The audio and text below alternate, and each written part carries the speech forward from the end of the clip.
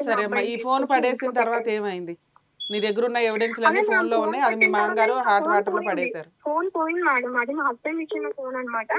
ఇంకా మా హస్బెండ్ నన్ను తిట్టడం స్టార్ట్ చేశారు. ఇది ఇప్పుడు ఇంకొక సాకు అన్నమాట. రోజు తిట్టుకునేదే నువ్వు జాబ్ రాదు, నువ్వు అన్లక్కీ పర్సన్, నువ్వు వేస్ట్, నీకేం చదువు ఉన్నది, నీకు జాబ్ రావడానికి అది ఇదని ఏదో లాగా అడ్జస్ట్ చేసి తిట్టేవారు అనమాట.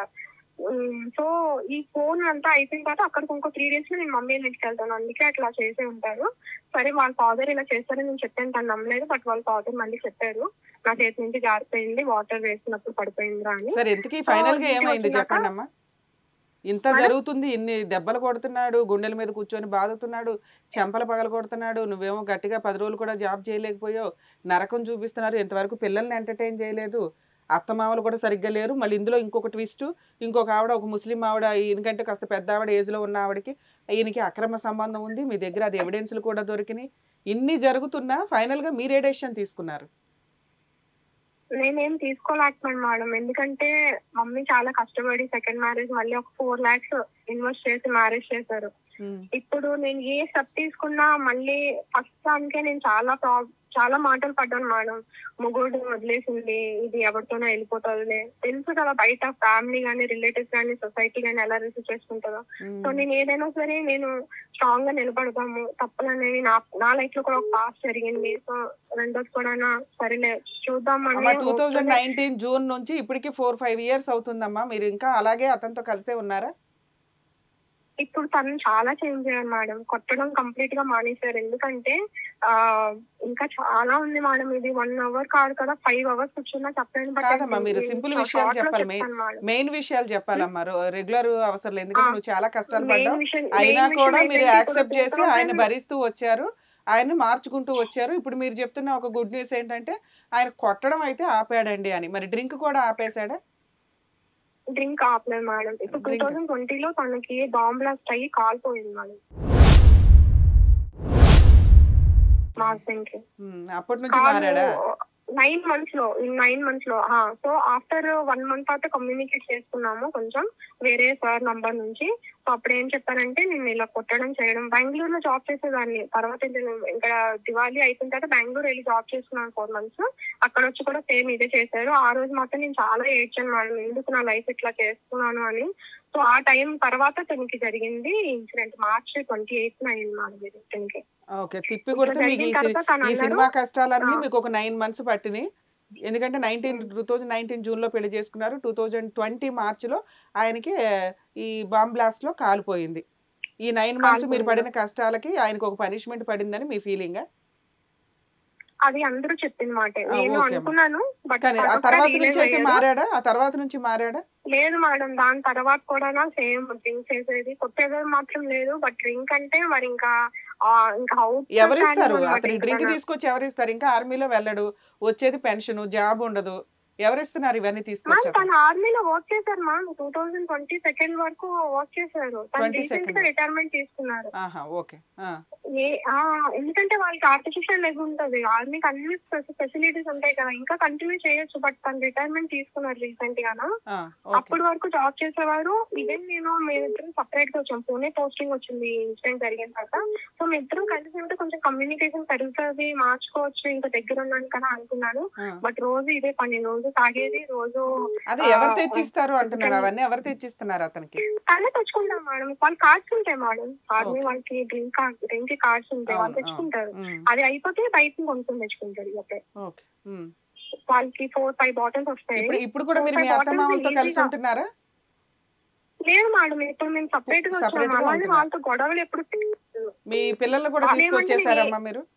తెచ్చాను మేడం. ఎప్పుడు తీసుకొచ్చారు పిల్లలు? పెద్ద పొరపాటు, కిందటి ఇయర్ లో తీసుకొచ్చాను. వాళ్ళు ఏంటంటే ఇప్పటి వరకు స్టేట్ సిలబస్ వచ్చేసి CBSE వచ్చింది, ఆర్మీ చదువుతున్నారు. ప్రాబ్లం ఏంటంటే పిల్లల్ని కూడా ఇప్పుడు తనకి ఒక మంచి టార్గెట్ కావాలన్నమాట, ఒక తిట్టడానికైనా, తాకలేయడానికైనా, దేనికైనా. ఇప్పుడు ఏం చెప్తున్నాడంటే, తాగి వీళ్ళు నా పిల్లలు కాదు, నేను అడాప్ట్ చేసుకున్నాను, బయట వాళ్ళకి అనమాట చూపించడానికి, షో ఆఫ్ చేయడానికి. అంటే నేను ఇంత మంచోడిని అని. ఉమ్. అది పిల్లలు ఎంత హర్ట్ అవుతారు మేడం. ప్రతి పని పిల్లలు చేసుకుంటారు. నాకు తనకి ఏం కావాలన్నా అంటే ఇంట్లో చిన్న చిన్న సర్వీస్ కూడా తను. పిల్లలకేమో బాత్రూమ్ క్లీన్ చేయమంటాడు, ప్లేట్స్ క్లీన్ చేయమని చెప్తాడు, బట్టలు వాష్ చేసుకోండి, బట్టలు మిషన్ ఉంది అది డ్రై చేసుకోండి, చెప్పే క్రూయాలిటీ అంతా ఒక 10 ఫ్యామిలీలకి సరిపడా క్రూయాలిటీ మీరు చెప్తున్నారు. స్టిల్ అయినా గానీ ఆయనతో అడ్జస్ట్ అయి ఉంటున్నారు. మాకు కాల్ చేయడానికి కారణం ఏంటి? అంటే మీకు మీ డౌట్స్ ఏంటి? మీరు ఏం తెలుసుకుందాం అనుకుంటున్నారు? ఇప్పుడు నేను ఇంకా బేర్ చేయలేకపోతున్నాను మ్యామ్. ఎందుకంటే పిల్లలు కూడా నా ప్రేమ కూడా దూరం అయిపోయింది వాళ్ళకి. ఎందుకంటే అబ్బాయి చేస్తున్న పనులు అలా ఉన్నాయి. ఫైనాన్షియల్ గా వాళ్ళ పేరెంట్స్ అందరూ ఇప్పుడు పిల్లల ఏజ్ ఎంత? ఇప్పుడు పిల్లల ఏజ్ ఎంత? ఇప్పుడు inter second year ma'am. 16 years బాబుకి, పాపకి 13 ఇయర్స్. వాళ్ళు ఏమంటున్నారు? ఇప్పుడు ఈ కష్టాలు నువ్వంటే ఒక 4 ఇయర్స్ పడ్డావు, వాళ్ళని కూడా ఒక లాస్ట్ ఇయర్ తీసుకొచ్చారు, అప్పటి నుంచి వాళ్ళకి కష్టాలు షేర్ అయినాయి. వాళ్ళు ఏమంటున్నారు ఇప్పుడు ఫైనల్ గా? వాళ్ళు ఏమంటున్నారంటే మేము ఉందామా, వెళ్ళిపోదామమ్మా, వైజాగ్ ఉన్నదాన్ని ఇక్కడికి ఎందుకు తీసుకొచ్చాం, మాకు అసలు ఇష్టం లేదు, మేము లైఫ్ లో అన్ని చూసేసాము, ఇంక చూడడానికి ఏం లేదు. వాళ్ళ లైఫ్ లో చాలా సాక్రిఫైస్ అయ్యింది కదా మేడం.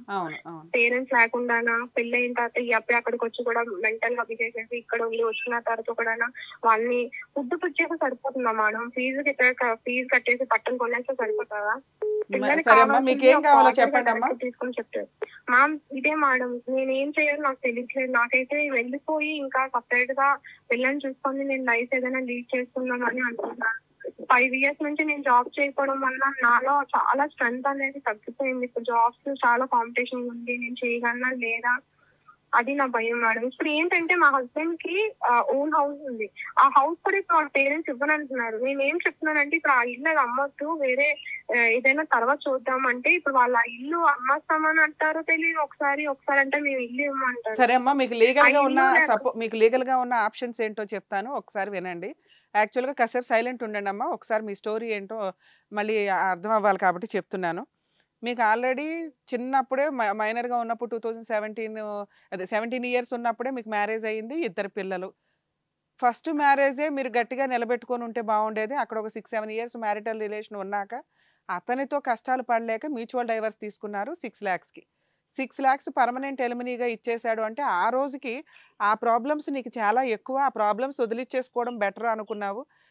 సెకండ్ మ్యారేజ్ చేసుకున్నాక ఫస్ట్ మ్యారేజ్ వాల్యూ తెలిసింది. ఇది సగం మంది చేస్తున్న మిస్టేక్ అండి. యాక్చువల్గా ఆ ప్రాసెస్లో కొంచెం ఫస్ట్ మ్యారేజ్ నిలబెట్టుకోవడానికి, ఎందుకంటే సెకండ్ మ్యారేజ్లో ఈ అమ్మాయి పడిన కష్టాలు అన్ని కాదు, ఇన్ని కష్టాలు పడిన ఈ అమ్మాయి ఆ ఫస్ట్ మ్యారేజ్లోనే కొంత ఆలోచించుకొని ఓపిక పట్టుకొని ఉంటే మేబీ అతన్ని మార్చుకోవడానికి అవకాశం ఉండేది. ఒక్క నిమిషం అమ్మా, వినండి ఒకసారి మేడం గారు చెప్పేది వినండి. మాట్లాడతాను, నేను యాంకర్ తో మాట్లాడుతున్నా. సో ఈ ప్రాసెస్ లో కనీసం ఓపిక పట్టుంటే, అంటే తినే ఓపిక పట్టడానికి అక్కడ ఛాన్స్ లేకపోయి ఉండొచ్చు. 90% లేడీస్ కానీ జెంట్స్ కానీ చేస్తున్న మిస్టేక్ ఏంటంటే ఏదో ఒక అనుమానమో ఏదో ఒకటి పెట్టుకొని ముందు వదిలిచ్చేసుకోవడం. సెకండ్ మ్యారేజ్ చేసుకున్నాక మీరు ఎంత అడ్జస్ట్ అవుతున్నా కానీ అది సెకండ్ మ్యారేజే కదా, ఇంకా అప్పుడు వేరే ఆప్షన్ ఉండదు. ఉన్నట్లు ఎట్లయినా కానీ భరించాలి సొసైటీ కోసం. ఇప్పుడు తను చాలా కష్టాలు పడింది, ఏది భర్తతో కష్టాలు పడలేక బయటకు వచ్చేసి మ్యూచువల్ డైవర్స్ తీసుకున్నాక 10 years విడిగా ఉంది. విడిగా ఉండడానికి ఇంకొక కారణం ఏంటంటే అక్కడ ఉన్న వీళ్ళు పేరెంట్స్ ఎవరైతే ఉన్నారో పేరెంట్స్కి ఇద్దరే, వీళ్ళ బ్రదర్ లేరు. దానివల్ల ఉన్న ఈ ఒక్క అమ్మాయి పేరెంట్స్ని టేక్ కేర్ చేసుకోవాలి, ఈ పిల్లల్ని పేరెంట్స్ టేక్ కేర్ చేసుకుంటున్నారు. సో వాళ్ళని టేక్ కేర్ చేసుకోవాల్సిన రెస్పాన్సిబిలిటీ ఈవిడ భుజాల మీద పడింది. సో ఇంత స్ట్రగుల్స్లో ఒక అమ్మాయి నిలబడిందంటే అదే గ్రేట్. ఇంకా చాలు, తన పిల్లలు చూసుకుంటూ అమ్మ నాన్న చూసుకుంటూ ఉన్నా సరిపోయేది. ఎక్కడో ఈ సొసైటీలో ఏదో ఒకటి అంటూ ఉంటారు కదా, భర్తతో కష్టాలు పడలేకే వచ్చేసింది విడిగా. వచ్చేసిన అమ్మాయి తను సక్సెస్ఫుల్ గా లీడ్ చేస్తున్న టైంలో కరెక్ట్ గా ఇంకా చిన్న అమ్మాయివే కదా, మా తదనంతరం ఎవరో ఒకళ్ళు ఉండాలి నీకు అంటూ ఎవరినో తీసుకొచ్చి అంటగడితే ఇక ఇట్లాగే ఉంటాయి. ఎందుకంటే ఏదో అమ్మాయి పెనంలోంచి వెళ్ళి పొయ్యిలో పడినట్లు అయ్యింది ఇప్పుడు వ్యవహారం. ఆ సెకండ్ మ్యారేజ్ కష్టాలు ఇంకా దారుణంగా ఉన్నాయి. ఫస్ట్ మ్యారేజ్ పెద్ద కష్టాలే, అడ్జస్ట్ అవ్వమనో వద్దనో మనం చెప్పలేం, కానీ అడ్జస్ట్ అయి ఉంటే బాగుండేది అనడానికి అప్పుడు ఆప్షన్ వేరు. ఎందుకంటే ఆ కష్టాలు తన ఆ వయసుకి భరించలేని కష్టాలు. కొంచెం మెచ్యూరిటీ వచ్చినాక పెద్ద పెద్ద కష్టాలు కూడా భరించేంత స్ట్రాంగ్నెస్ తనలో వచ్చింది ఆటోమేటిక్గా.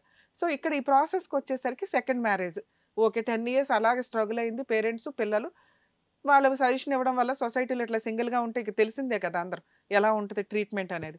దానివల్ల సెకండ్ మ్యారేజ్ చేసుకోవడం బెటర్ అనుకుని మ్యాట్రిమోనియల్లో అప్లై చేయడం జరిగింది.